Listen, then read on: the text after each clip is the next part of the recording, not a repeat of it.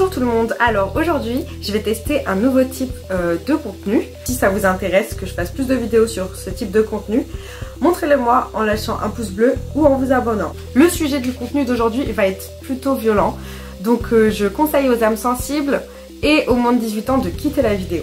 J'ai décidé de vous parler d'un scandale qui a lieu en ce moment en Corée, l'affaire des Entrooms.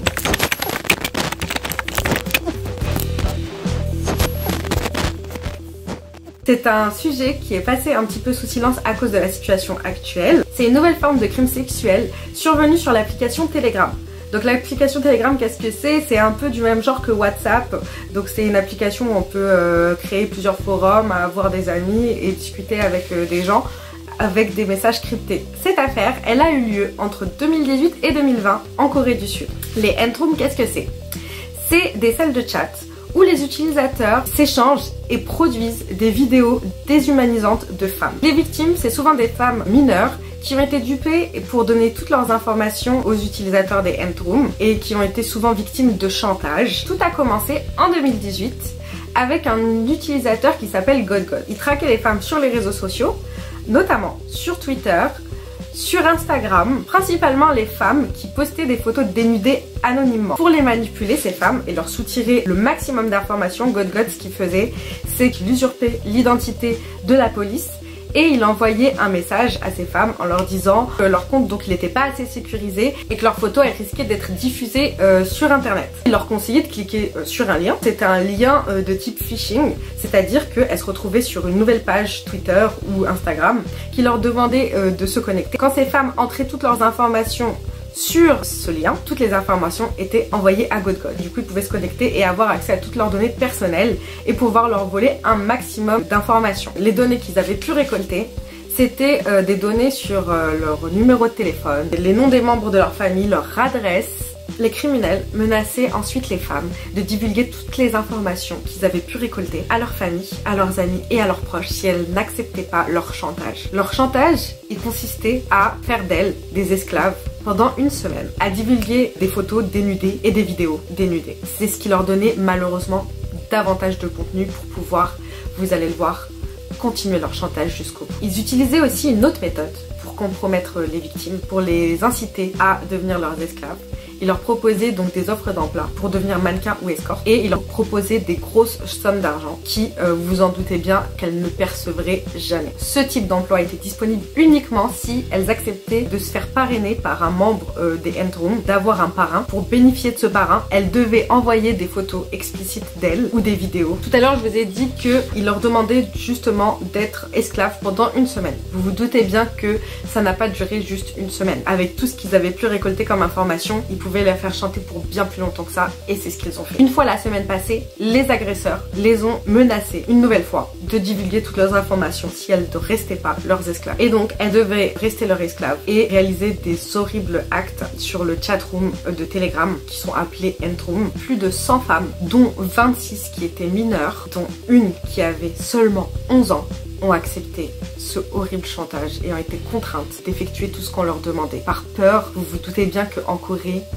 si on divulgue ce type d'informations, votre réputation est ternie à jamais. Surtout qu'en Corée, il est difficile d'aller porter plainte par peur des répercussions. Donc les filles, elles acceptaient beaucoup de choses qu'on les a contraintes de faire et c'est des actes vraiment, mais vraiment horribles. S'insérer des paires de ciseaux, se couper les mamelons, ou bien se graver le mot esclave, ou bien le nom de leur agresseur au couteau. Elles ont également été forcées d'aboyer comme des chiens, de marcher à quatre pattes, de se coucher nues sur le sol des toilettes publiques pour hommes. C'est des actes horribles et inhumains. Je comprends même pas comment ça peut encore arriver en 2020. C'est dans un pays comme la Corée du Sud, hyper développé, ça devrait même pas se produire. Le plus horrible, c'est quand ces femmes refusaient de céder au chantage, toutes leurs informations personnelles étaient divulguées sur les chatrooms de la Entroom. On appelait les utilisateurs à aller violer ces filles, à aller les agresser.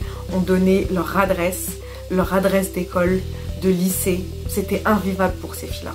Donc ces filles, elles étaient punies de cette manière et ça permettait d'avertir les autres filles surtout de ne pas refuser le chantage parce qu'elle risquait d'avoir de graves répercussions. Vous vous doutez bien que quand ces filles se faisaient agresser et violer, ces filles étaient filmées et elles étaient diffusées sur la N-Room, se vendant à des prix astronomiques. Donc ça permettait aux investigateurs de se faire beaucoup d'argent.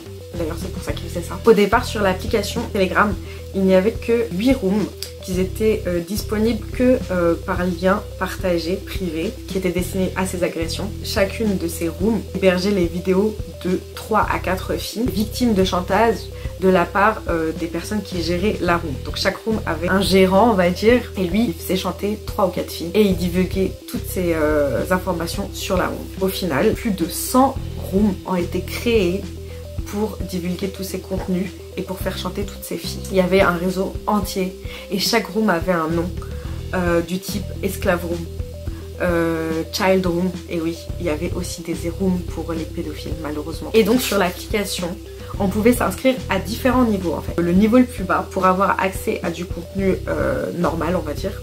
Donc pour nous c'est pas normal, hein. Je vous explique, c'est du contenu horrible, mais ça allait de plus en plus horrible. Plus vous payez et plus vous avez accès à un contenu et à un palier d'horreur, vous pouvez même pas imaginer quoi. Pour aller sur le simple chatroom, le moins cher, c'était déjà 200 000 won, donc ce qui fait à peu près 150 €. Et donc ce chiffre allait en grandissant, plus vous voulez accéder à un contenu privilégié, plus vous payez.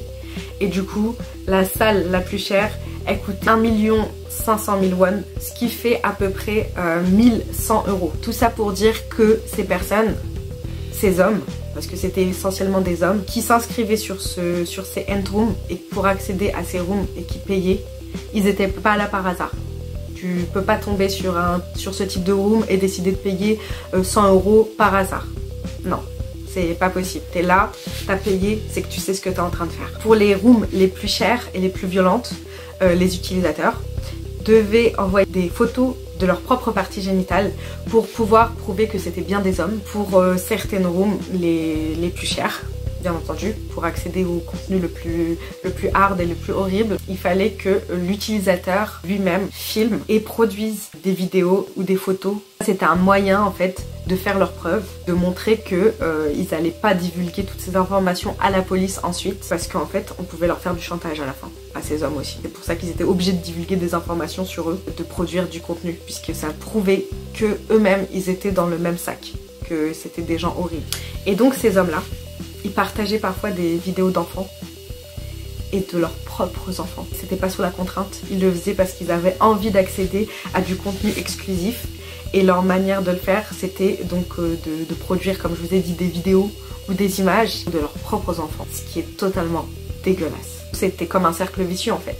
Balancer des vidéos, c'était pouvoir accéder à du contenu encore plus violent et encore plus exclusif, de payer de plus en plus cher.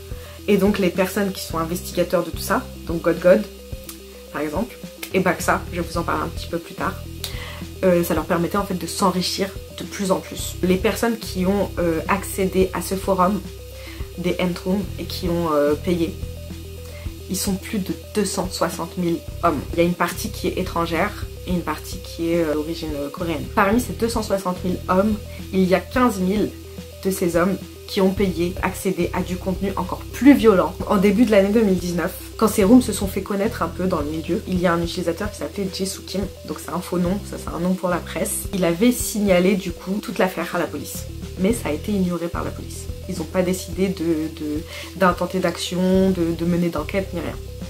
Ça les intéressait pas tout simplement à ce moment-là. Comme Jae-Soo Kim, il n'a pas été pris au sérieux, qu'il a été ignoré, ce qu'il a trouvé totalement normal de faire, lui, c'est de devenir un membre actif du groupe.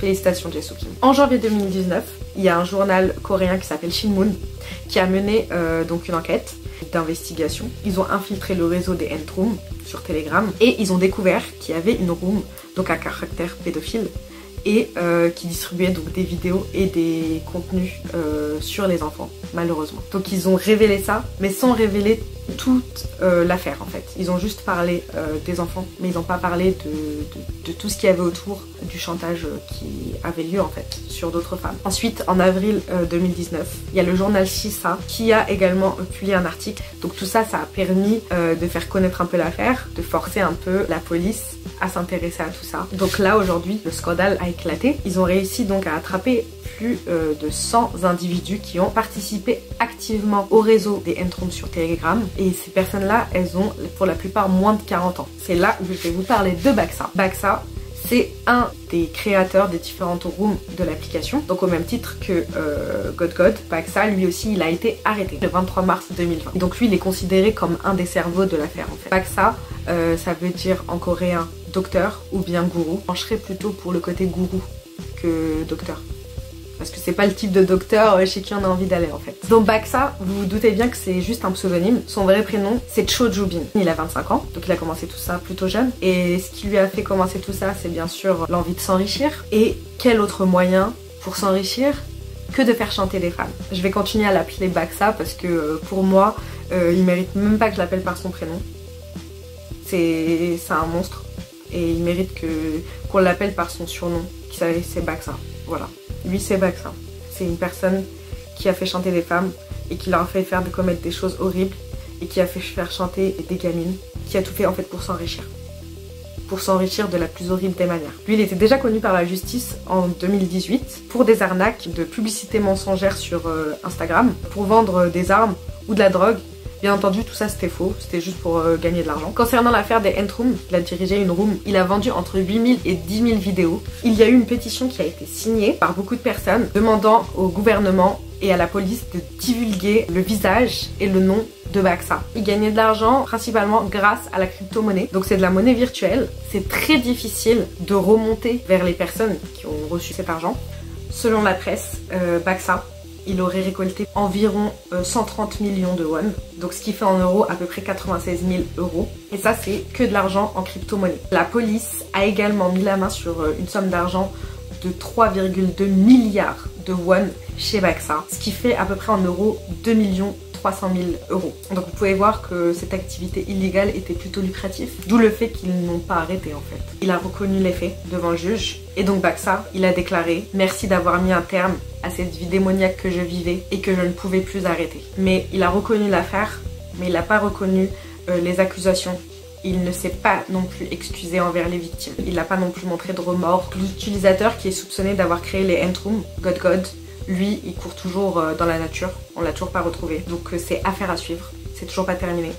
Sachant qu'en Corée, les sanctions concernant ce type de délit numérique, et même ceux qui visent les enfants, sont connus pour attirer en fait des peines très légères. En fait, ils peuvent être condamnés à la prison à perpétuité, mais en général, ils ne sont pas condamnés à plus de 2 ans. Donc je vous laisse imaginer le type de sanctions que Baxa va avoir. Donc voilà. Là, je vous ai raconté toute l'affaire des N-Trooms. C'est un sujet plutôt sensible, un sujet qui mérite d'être connu. Ce type de crime ne devrait même plus exister en 2020. C'est juste pas possible d'imaginer que des femmes ont été contraintes d'être des esclaves. En plus de ça, la police était au courant, a laissé passer ça. J'espère que cette vidéo vous a informé, que vous avez appris des choses dont vous n'étiez pas au courant, parce qu'on peut plus laisser passer ce type de choses. Voilà, à bientôt!